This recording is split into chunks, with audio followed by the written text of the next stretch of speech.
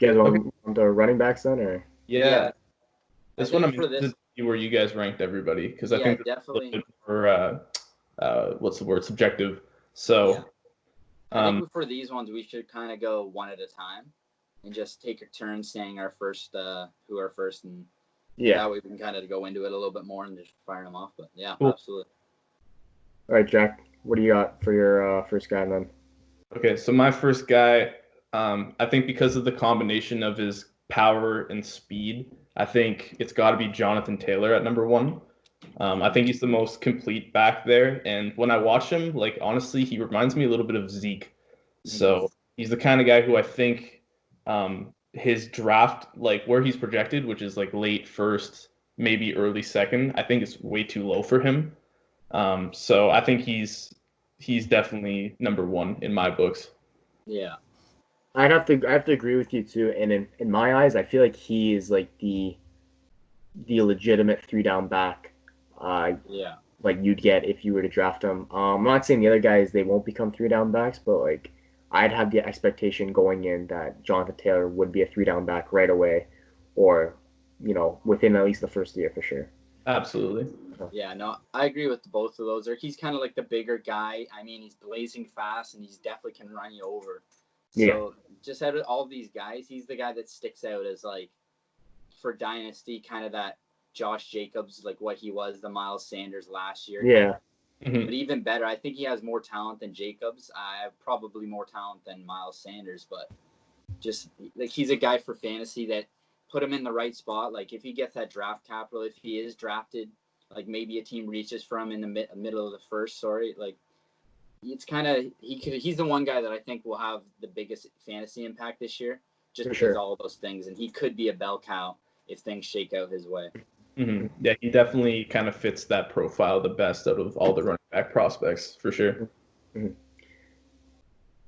Yeah. So So, why don't you guys give me your number two then? Because it seems like we're on the same page for number one. well, my number two for this one, I think, is going to be DeAndre Swift going into the draft. He's just kind of a guy that like he has that passing down aspect that like he's always going to get those third downs, especially if he gets the right spot. And I think like maybe we can go into some of the best fits after, but like if he landed on like Tampa or like I mean obviously KC, he could really Yeah. benefit off those passing games. hmm Yeah, DeAndre Swift's definitely like an interesting. He's like one of those like what you guys just said. Depends where his landing spot is. Mm-hmm. I kind of had J.K. Dobbins actually in the second spot. With Swift, I don't know. Like with Swift, I like him. I like what I see with him, but I don't want to say he's like kind of where he lands dependent. Mm-hmm. But for me, in my opinion, J.K. Dobbins, uh, he proved a lot at Ohio State too. In his second year or in his last year, he went to what I think 2,000 yards. Yeah. If Mon- anything, you could say like he reminds you of Zeke too. Yeah, I won't give him that comparison. I feel like Jonathan Taylor, yeah. he does remind me of Zeke, but in my opinion, J.K. Dobbins, like, he's the more proven back. Um, but I'll just tell you guys right now, DeAndre Swift's also my third guy. So, well, Go into that. yeah, they're both close. I don't know about you, Jack, but Yeah, I'm with UC Bass. I had JK Dobbins as my number two, mhm, just mhm. because I think at Ohio State, like he played the best of the best competition and Yeah, three straight 1,000 yard seasons and then a 2,000 yard season to end things off. He's a guy who can carry the load. 300 plus carries a year, I think is reasonable for him. yeah, Um, Mm-hmm. and I think his advantage over a guy like DeAndre Swift, who's also, like you guys said, like he'll be very valuable in the passing game, like probably somewhat Kamara like I would say. Yeah, Um, but I would like to see Dobbins like in that full bell cow role because I think he can totally take that where I don't think Swift will be able to do that right away. yeah.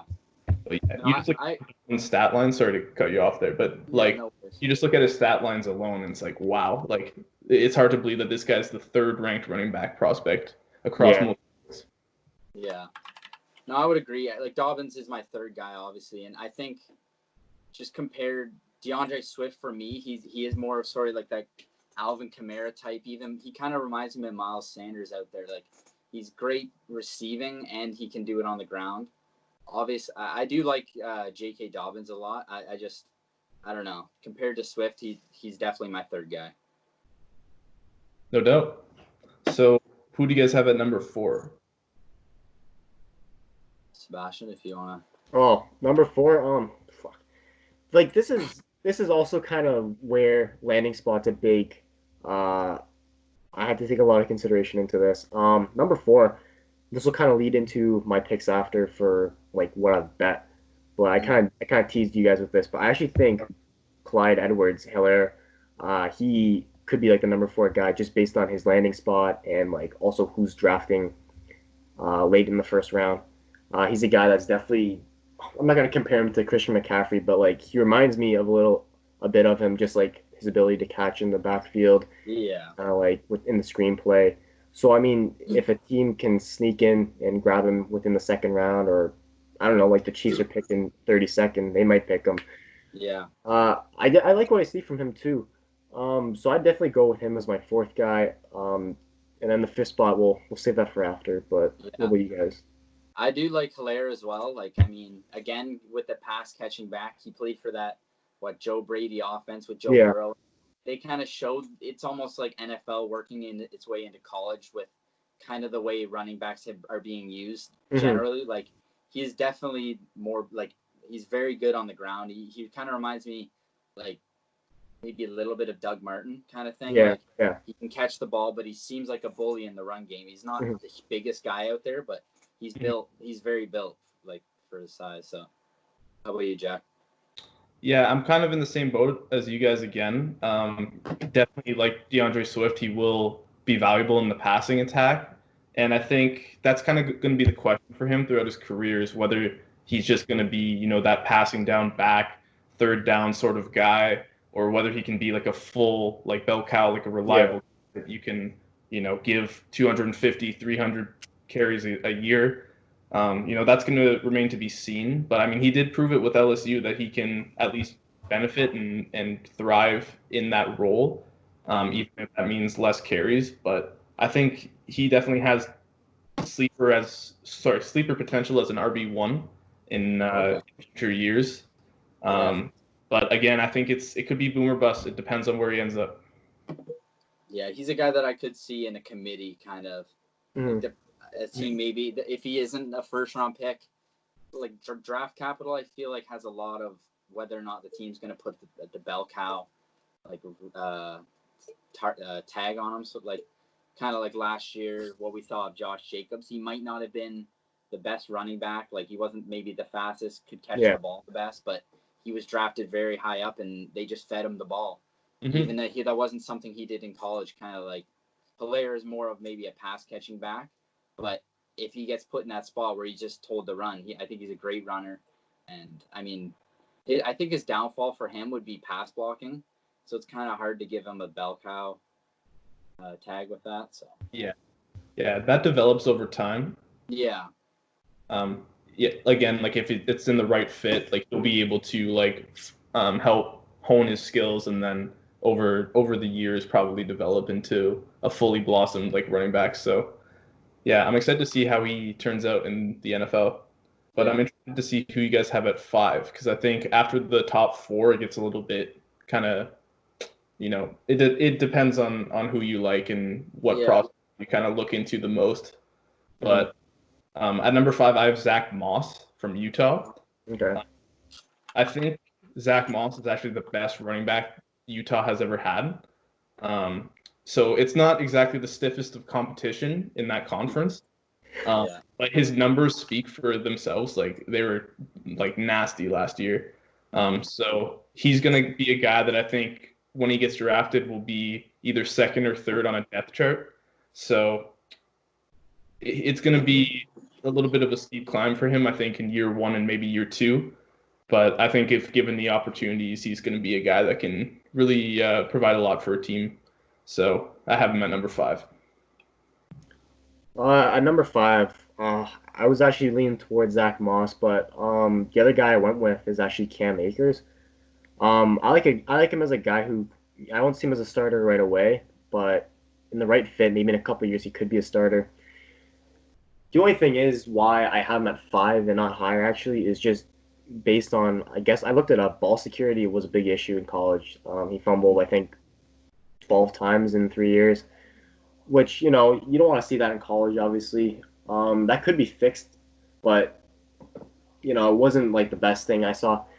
Actually feel like he might be like, there's like a tier one with Dobbins, Taylor, and then Swift, and then maybe tier two. He's in that tier two. So Yeah. if people go him over Hilaire or him over Moss, like I wouldn't like hate it. I wouldn't Yeah. disagree with it at all. But I definitely put him in that tier two. So I feel like number 5 is definitely a good spot for him, in my opinion. Yeah, no, I agree. I actually have Cam Akers ahead of Zach Moss.